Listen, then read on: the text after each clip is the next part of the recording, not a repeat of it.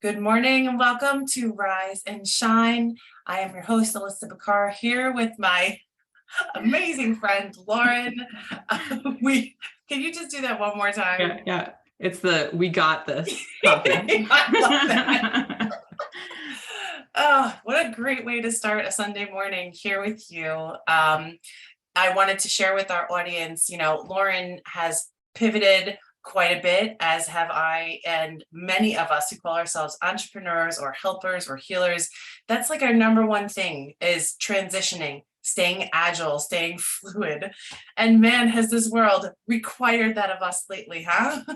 That is so true. Never has it been more important to be able to pivot, but pivoting can be a great thing. It's all about how you see it, right? The perspective. So I was mentioning to you just before we started here that I was thinking about the word pivoting because I know it's kind of one of the main ideas in your show. And so, of course, I think of the classic from Friends scene where they're trying to get a couch up the stairs and Ross is yelling, pivot, pivot. wait. No, it's more like, pivot! Right? Yes. Yes. And so it's like, if you've seen it, you just know. You don't even have to describe the scene. You can just say pivot and people know. Which made me think about Rachel, who's Jennifer Aniston in that show, and how she has the morning show. Have you seen that? I think it's on Apple. It is amazing because both the cinematography in it, the acting, the writing, they handle really hard topics like the Me Too movement and even COVID and one of their later episodes. Like they handle real life issues through the perspective of like a team doing a morning TV show. And so that made me think of this, and I kind of wanted to be, Jennifer Aniston. I'm like, oh, I wish I was her on the morning show. I'm like, now I am. University brought it to me, and just that whole like getting up super early and drinking coffee and getting ready, and it's still dark out. I know. It was tough to get up this morning because I've got gloomy skies outside, and I'm like, how am I going to embody this rise and shine this morning? Have you ever had that? Like, right? It's supposed to be bright and peppy, and I just, oh God, I'm not feeling it right now. But to be honest, Lauren, having scheduled this with you and having put this date in the calendar and this commitment really in my heart was one of those things that it's just every time I was like, oh, should I cancel, or oh, are we really going to do this? Do we do enough pre-work? Did we confirm? And like all those logistical things that pop into your mind, and every time I thought about not doing it, I just thought about something a accountability partner of mine said, where she's like, it was almost like I was having to show up for you. It felt like in service and in love. It was like creating that the reason to get up in the morning, right? It's like so cliche, but that's the thing that made me get into this bright and peppy thing, is like, we get to connect and talk about what's going on in our lives and, how that kind of looks, because in today's, environment of, Zoom, you can talk to anybody anywhere. Yeah. So, and it's so easy to cancel because you're not driving places and you can just say, I don't feel like it. But I think that's something, as entrepreneurs, like we just have to keep showing up, especially when we're, building our own businesses and things. And I remember when you were, confirming with me last night, I thought, oh, I'm hanging out with some friends and I'm kind of tired and I could just say no, and it's that same thing, like you said, having a commitment and just holding true to like what you say you're going to do to actually do it. That's something, as soon as I started implementing that in my life, I think it's made a drastic difference. Like if you say you're going to do it, just do it. Just do even it. If you don't want to. Yeah.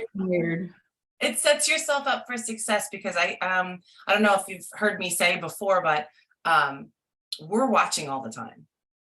We can cancel on other people. We could say, oh, they'll be fine, and no one's gonna judge you, and no one's gonna. But guess who's still watching? Yeah. We are. So if we set the tone and we make a commitment and then we don't follow through with it, because it's the easiest one to not follow through, because it's only us, that's where they talk about, we can become our own best inner coach or best inner critic.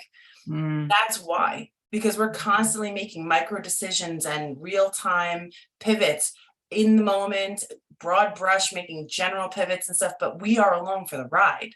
Sometimes we hide from ourselves to say like, oh, that was okay, and we justify. But at the end of the day, I think it was powerful what you said. When you make a commitment to yourself and you do follow through, that it builds creates trust. excitement. It builds trust. Oh. Someone told me, they're like, it's like every little tiny decision where you did the thing that you maybe didn't really want to do builds trust in yourself. So then like you can speak with congruency when you say, if you give someone else advice, like I used to tell people, oh, you should do yoga and you should stretch and things like that. And then I wasn't doing it myself. And I was like, how can I be honest? And how can I have trust in myself when I'm not even listening to my own advice? And you can feel that. Like people can smell it, I swear. You watch some of these folks out there in the marketing world, and they are pump you up, get going, rah, rah. And something just doesn't click. I remember the first time that I went to like a personal development seminar, and I had heard a bunch of these folks, and it was, I don't know, early mid 2000s. And I was just starting a family, just getting married. And all of a sudden, I'll never forget, I was a big 4-hour work week fan. And I listened to this broadcast where he was promoting his 4-hour body, or 4-hour chef, sorry. And he was speaking with Jack Canfield. And I remember Jack, he was the chicken soup guy to me at that time. And I remember he really was like, it like gravitated my attention, and I was locked in listening to him talk about the success principles and how to get from where you are to where you want to be. But it didn't feel like a pump up cheerleading advertising session. It just felt like, yeah, man, this is what we do. I thought, I can dig that. Yes. And studying that has really, like, being a product of the work is one of the most important things that you can be in this world, because when you want people to take your advice, or you want to help people, you can't help people by pointing out all their flaws and putting them to a task to change. If that's not something you're willing to do, or not something you have done, that alignment is super key. I mean, I know this is what we're here to talk about today, is like pivoting maybe into that alignment. So this might be a hard question. I am definitely catching you off the fly, because Rise and Shines are all unscripted. But where have you felt that call to pivot, and that created more congruency for you? I mean, I know when we met, it was all about your art and, helping people hands-on. So, and I know what you've developed, and you're amazing. So just, can you talk a little bit about where that pivot and shift helped you to kind of anchor into more of who you were becoming? Yeah, so many times. I have pivoted so many times in my life, in every which way that you can possibly think of. But I mean, my journey was, I went to school originally for fine art and learned all the technical, like the Renaissance style oil painting techniques. I graduated into the recession, so it wasn't a great time to be an artist. And so I kind of went on a detour, but then I was like, not feeling passion, not feeling fulfilled. And I met Ben Perry, who we both know, who taught me about the online world and how to, he taught me about passive income, which was like, I was like, what is this mysterious magical thing, passive income?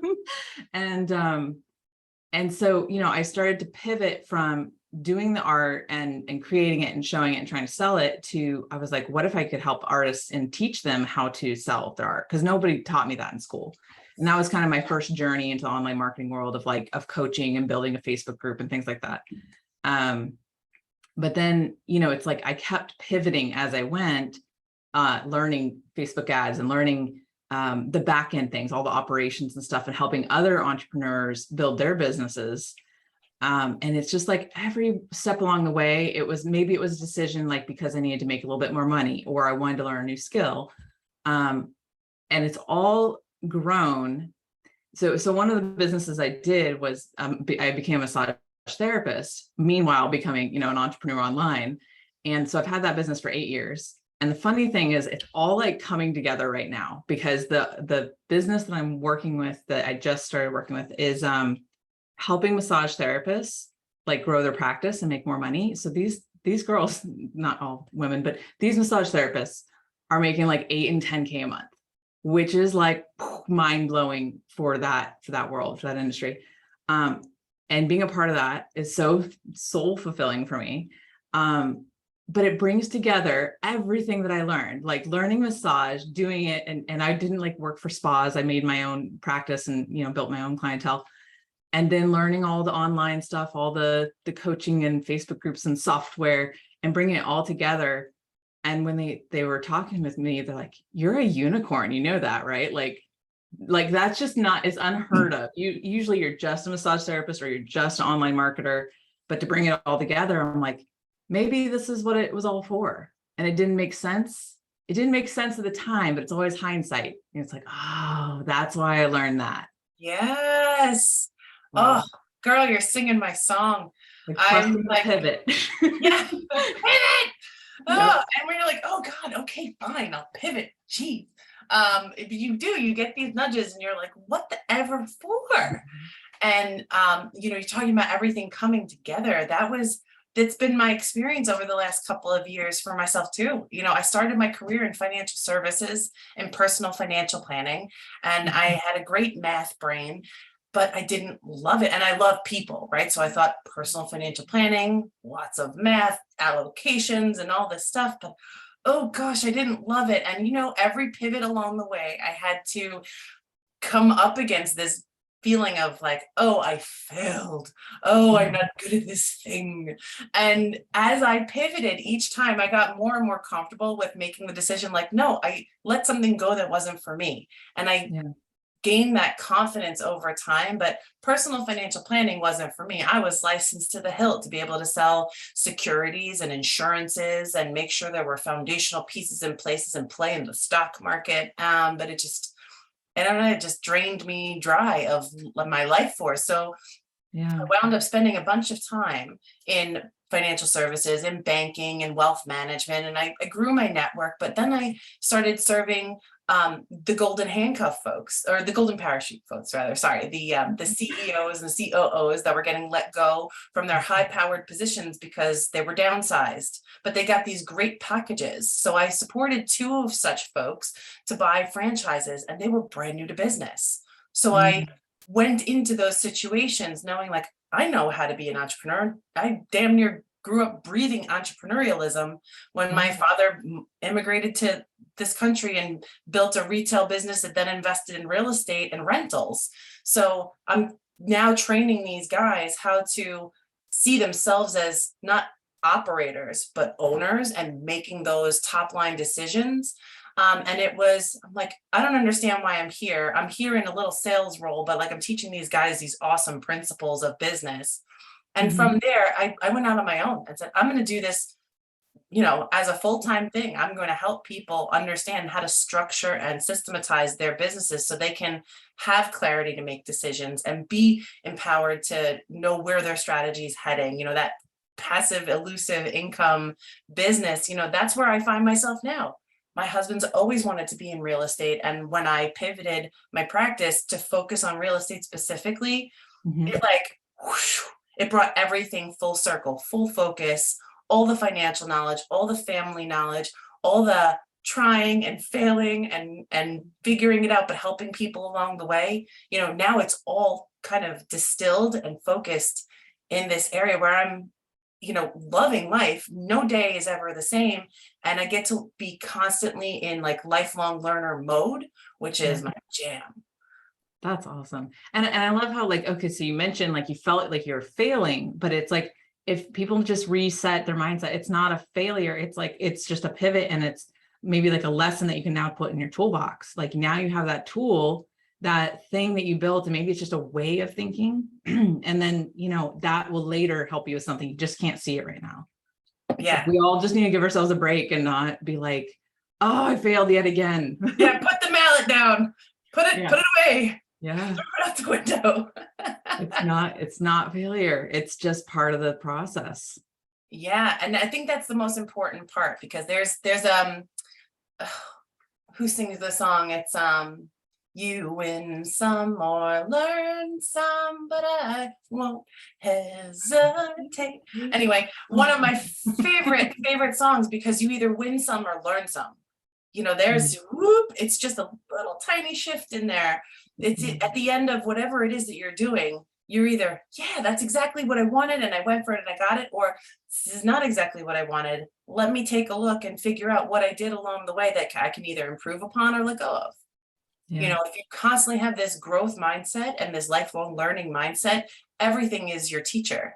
Everything becomes your school. When I decided to take my kids out of the traditional school system and do homeschool, you know, I was damn near committed, right? But committed to providing experiential learning opportunities for them, because that's where the rubber always met the road for me. When I was doing something and I was presented with a challenge that had a big why or a meaning behind it, you know, these were the reasons why I overcame that resistance. And you know, giving them this, you can look it up if you want, whoever is watching, it's called unschooling, where I wanted to give them life as their classroom. I wanted to give them the opportunity to just get bored and get curious, because as entrepreneurs, I feel like that's the only way we learn. Yeah. Yeah. I really admire that you do that with your children. I know once we had a long conversation about it, I'm like, okay, kids, I'm coming to you to be like, how do I do that? Because I would love to do that. I would love to homeschool and do it the way that you are. It sounds like such a creative way of you take them kind of like on field trips to really learn like hands-on. How do things work? Yeah, and getting curious about how things work. I think that, to me, like, curiosity is the mother of all invention, right? And I found that you know, my husband and I, so just to back into like the school thing for half a second, my husband and I both got took different lessons from going through the school system that everybody kind of has come to know as traditional schooling. And you know, I came through A+ student, you know, top of the class, but I felt like I was the slacker in the A track because I only did enough to get the A's. I didn't sacrifice my life or my well-being. I didn't want to go home and study for 1,000 hours. So I learned about myself, which is not true, that I was lazy. And it took me until entrepreneurship to figure out that, no, I wasn't lazy. I was doing exactly what I need to do. I was mastering the economics of that system. I made that world my bitch. You know what I mean?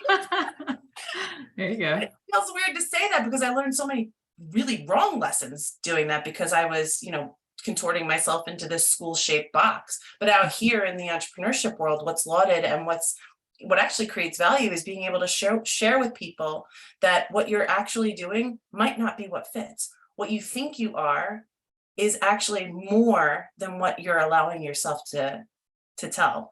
So you can, I think I'm saying that backwards, but anyway, you know, having people really come into what they're really good at and letting go of all of the other stuff that they've glommed on over the years. And my husband went through school going, I don't want to be here. You're going to punish me by telling me I can't come here? That's not a punishment. What are you talking about? So like, he came out the other side. But I think what it all boils down to for me is having the authority inside of oneself to make decisions about what you're going to do next. And I think that is the baseline of the pivot, and like the piece de resistance of like our whole conversation here is having that confidence to look at everything that's going on around you in your business, in your life, and make a decision and allow yourself to change. Yeah, that's so big. Allowing yourself to change. Huge, giant big. That's a Pretty Woman reference. So, you know, I always like to tie these conversations up in a tidy little bow at the end to give us and our viewers here something tangible, something tactile that they can bring into their life. If something in here resonated, you know, a tool that helped you in your pivoting, or a resource or book. You know, for me, again, I know I heard myself say 4-hour work week changed my life, but I'm serious. Like, it's like, if you never buy another book, like, buy that one. Yeah. I don't know if I have anything else to add to that, because I think for me, it's just been watching lots of YouTube videos and looking for lots of mentors, and looking to what are other people doing, and could I do that? Is that what I want? So, has there been any YouTube channel in particular, or any mentor in particular that comes to mind right now that has had an impact for you? I mean, so funny enough, Sam Ovens was a big one. And because even though he was teaching a whole bunch of other, like, how to do Facebook ads and coaching and things, it was really the mindset stuff that he taught, which was a few key things of like making your bed and getting up early, which were such simple ideas, but like just being congruent again. And the whole battle of your future self versus your current self. And he had this picture of like two people with swords like battling each other. And I always picture that, and really going through the process of picturing who do you want to be versus who you are now, and like what do you have to do to get there. So that was a big one. And then Alex Ramosi and God, there's so many. It's hard to say. I am taking notes. I'm putting it in our live stream comment. Sam Ovens, you said, get up early and make your bed. That's why we're here. Rise and shine. Like, it was just the mindset part of his course. Like, and I can't remember all of his stuff that was great about teaching business. It was really the mindset part, which a lot of people say the same thing. Like, I just found a monk online that he teaches about getting up early and making your bed. And it's like the thing that you heard your mom say as you're growing up, and you're like, yeah, but it's because of the mindset and the starting your day every day with a little win. It just sounds so silly. And I remember the getting up early. The only reason I started doing that, which I purposely, so early on in my career, I had to get up at like 3 or 4 every morning for years. And I was like, I hate this. I never want to do this again. And when I was my own boss, I was like, no, I'm getting up at 11. I'm doing what I want. And it wasn't until I realized if I could get up early, I could have more time to be like creative and think for myself. And I wanted to show my audience that I could do it. And so I started doing stories every morning, showing like Ben and I running around the lake, and here I am, I'm waking up, I'm proving it. Right. And because I was proving it to an audience, it made me accountable, and I had to do it.